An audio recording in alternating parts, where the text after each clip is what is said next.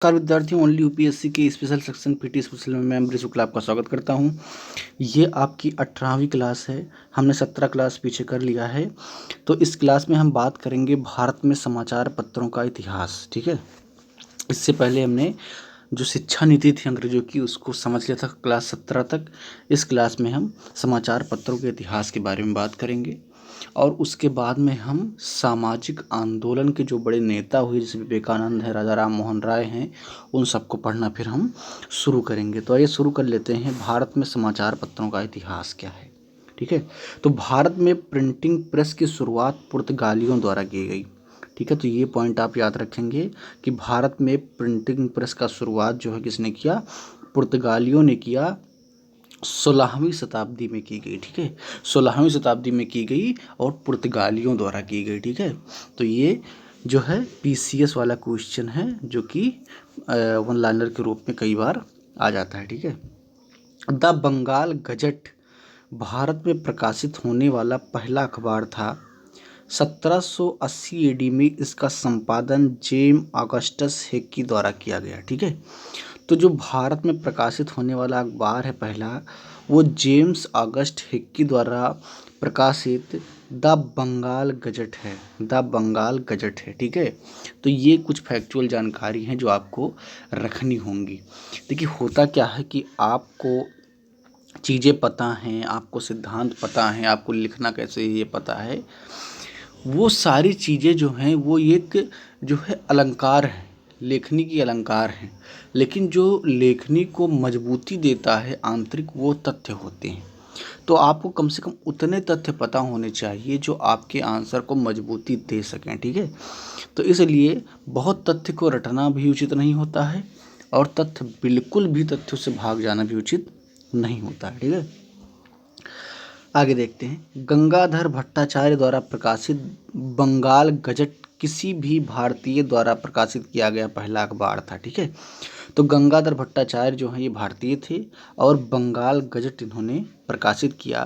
तो ये किसी भारतीय ने भारत में जो अखबार प्रकाशित किया वो पहला अखबार था। ठीक है, बंगाल गजट। ठीक है, द बंगाल गजट तो जेम्स अगस्ट हेकी ने जो है संपादित किया था और वो पहला अखबार था। ठीक है, भारत में हिंदी में प्रकाशित होने वाला पहला अखबार जुगल किशोर द्वारा प्रकाशित होने वाला उद्दंड मार्तंड था। उद्दंड मार्तंड भारत में हिंदी में प्रकाशित होने वाला पहला अखबार है, हिंदी भाषा में। ठीक है, क्योंकि इससे पहले के जो ये अखबार हैं एक इसमें कुछ अंग्रेजी के अखबार थे, कुछ बांग्ला के अखबार थे, लेकिन हिंदी में प्रकाशित होने वाला पहला अखबार कौन सा है, उद्दंड मार्तंड है।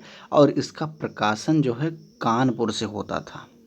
कहाँ से, कानपुर से होता था। ठीक है, तो इसका प्रकाशन कहाँ से होता है, कानपुर से होता है और ये जुगल किशोर नामक एक संपादक के द्वारा संपादित किया जाता था। ठीक है, आगे देखते हैं। 1913 में अमेरिका से गदर पत्रिका का संपादन शुरू हुआ। ये आप याद रखिएगा, बहुत बार परीक्षाओं में आ गया है, ये इम्पॉर्टेंट है इसलिए मैंने इसको मेंशन भी कर दिया यहाँ पर। 1913 में अमेरिका से गदर पत्रिका का सैन फ्रांसिस्को एक जगह है अमेरिका में, वहीं से प्रकाशित होता था ये। इसका संपादन हुआ। यह उर्दू, हिंदी, अंग्रेजी, मराठी, गुजराती तथा पश्तो में प्रकाशित हुआ।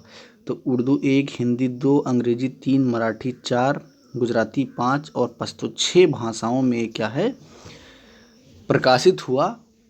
और इसका प्रकाशन कौन कर रहा था, इसमें बहुत सारे लोग थे, लेकिन जो इसमें मुख्य थे वो थे लाला हरदयाल। लाला हरदयाल थे जो कि मुख्य रूप से इसमें अपनी भूमिका निभा रहे थे। इनके बारे में आप पढ़ेंगे जब हम भारतीय राष्ट्रीय आंदोलन को समझ रहे होंगे, तो वहाँ पर इनके बारे में आप पढ़ेंगे। ठीक है, तो ये थे लाला हरदयाल जिन्होंने वहाँ से इस पत्रिका का संपादन किया था। ठीक है, अब इस पत्रिका का जो है एक प्रतीकात्मक रूप से जो ये पत्रिका दिखा रही है, उसको अगर समझने की कोशिश किया जाए तो उर्दू क्या है, ये पूरी उत्तर भारत के बेल्ट में बोली जाती है। हिंदी लगभग जो है मध्य भारत तक जो है हिंदी बोली जाती है। अंग्रेजी पूरे भारत में बोली जाती थी, क्योंकि अंग्रेज जहाँ जहाँ गए अंग्रेजी लेकर गए। मराठी जो है महाराष्ट्र में बोली जाती है, गुजरात तो आप जानते ही हैं। और पश्तो जो कि पाकिस्तान का पार्ट है, वहाँ बोली जाती थी। ठीक है, तो अभी वर्तमान में पाकिस्तान का पार्ट है। ठीक है, तो वहाँ पर जो है ये पश्तो बोली जाती है। तो कहीं ना कहीं ये एक पत्रिका के माध्यम से पूरे भारत को एकजुट करने की क्या थी, कोशिश थी। ठीक है, ये सारी चीज़ें आप आगे समझेंगे जब हम आपको लिखना सिखा रहे होंगे, तो उस जगह पर आपको ये सारी चीज़ें हम बताएंगे कि चीज़ें कैसे प्रतीकात्मक रूप से भी काम करती हैं। तो ये तो हो गया था इतिहास उसका। अब चूंकि आप जानते हैं कि जब कोई भी सरकार हो, चाहे वो ब्रिटिश सरकार हो या उसके बाद बनी भारत की सरकार हो या दुनिया की कोई भी सरकार हो, वो हमेशा ये चाहती है कि जो समाचार पत्र है वो हमेशा उसके फेवर में काम करे, क्योंकि इसका फ़ायदा उनको होता है। वो उनकी बहुत सारी नीतियों को उन्हें छिपाना होता है, बहुत सारे कारनामों को उजागर नहीं करना होता है। लेकिन जो पत्रिकाएं हैं वो एक माध्यम है उन सारी चीज़ों को उजागर करने के लिए। तो इसलिए वो चाहते हैं कि वो चीज़ें बाहर ना आए। तो वो करते क्या है कि अपने अनुसार उस पर प्रतिबंध लगाते हैं। फला फला अखबार पर प्रतिबंध लगाएंगे, फला न्यूज़ चैनल पर प्रतिबंध लगाएंगे।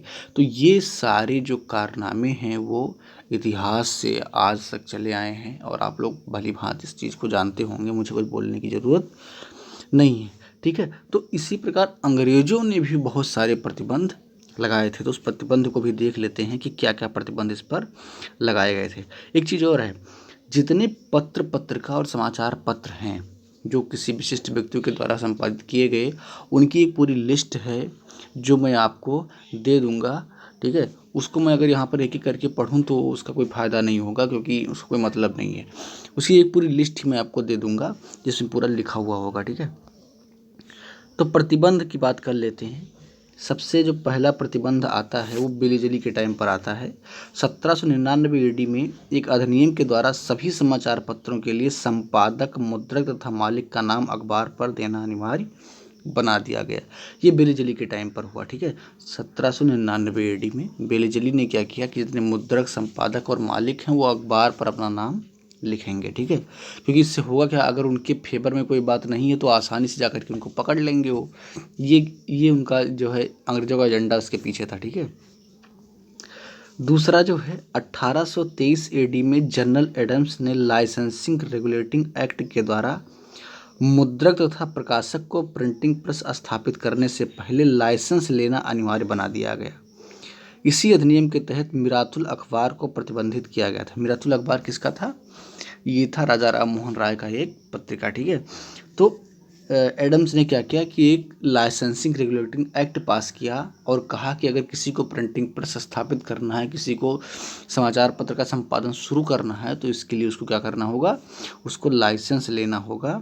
बिना लाइसेंस के कोई चालू नहीं कर सकता है।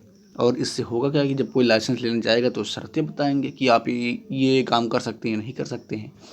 तो ये कहीं ना कहीं अभिव्यक्ति की आज़ादी को क्या है, रोकना था, उसको दबाना था, उसको सप्रेस करना था। ठीक है,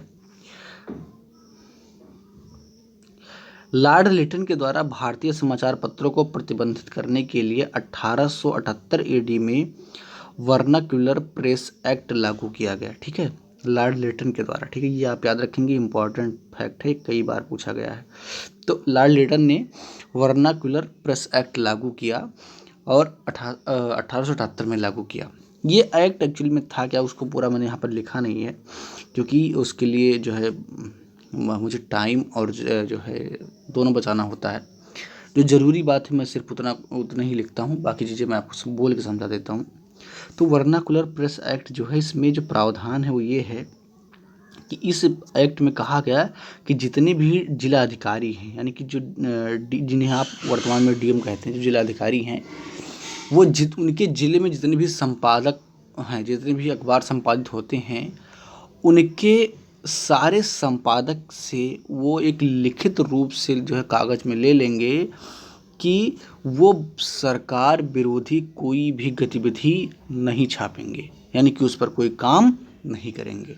तो हर जिलाधिकारी को ये आदेश दे दिया गया कि वो क्या करेगा कि जितने भी संपादक हैं, जितने मीडिया हाउस हैं, उनका सिग्नेचर लेगा कि वो सरकार विरोधी किसी भी शब्द का, किसी भी वाक्य का, किसी भी तथ्य का इस्तेमाल नहीं करेंगे।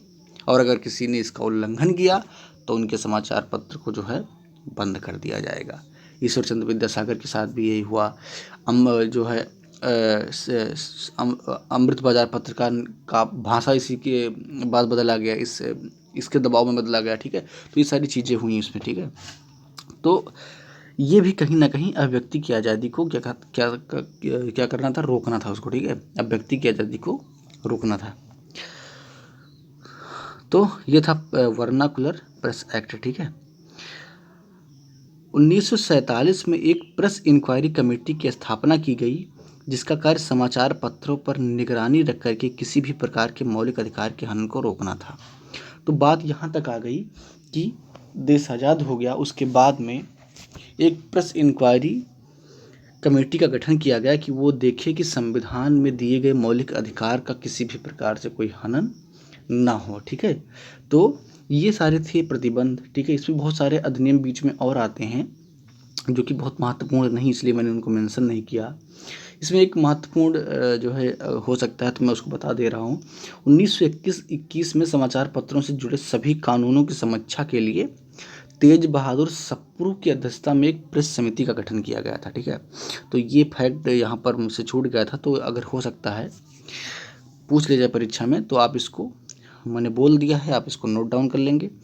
बाकी ये जो प्रेस का इतिहास है और प्रेस के प्रतिबंध से लेकर के जो है सारी चीज़ें हमने इसमें कवर कर ली, इससे बाहर कोई सवाल नहीं आएगा, उम्मीद यही है। बाकी जो मैंने बताया कि समाचार पत्र और पत्रिकाओं के लेखक और संपादक के जो नाम हैं, उनकी एक पूरी लिस्ट जो है मैं बना करके दे दूँगा, और मैं देखता हूँ कि किस प्रकार वो आपको उपलब्ध हो सकता है कि आपको नीचे एक लिंक मिल जाए और आप वहाँ से डाउनलोड कर लें, नहीं तो मैं बताता हूँ अगले वीडियो में, अगर आपको नहीं मिल पाएगा तो, ठीक है। बाकी अगर हो पाएगा तो आपको लिंक में मिल जाएगा। तो इस क्लास में इतना ही। क्लास को लाइक कीजिए, शेयर कीजिए, अपनी राय कमेंट बॉक्स में ज़रूर दीजिए। धन्यवाद।